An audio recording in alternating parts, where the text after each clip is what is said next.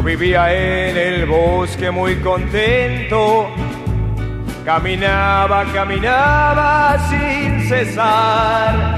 Las mañanas y las tardes eran mías, a la noche me tiraba a descansar.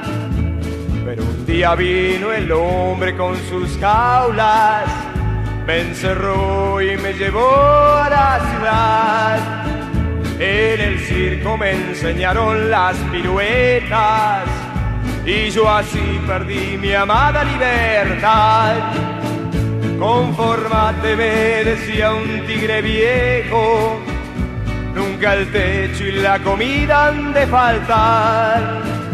Solo exigen que hagamos las piruetas y a los hijos podamos alegrar.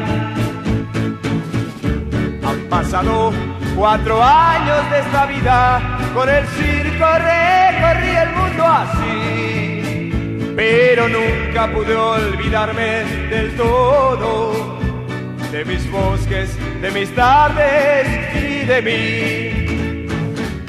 En un pueblito alejado, alguien nos cerró el candado.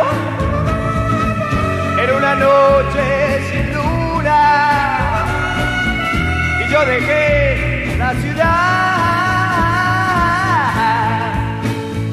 Ahora piso yo el suelo de mi bosque, otra vez el verde de la libertad.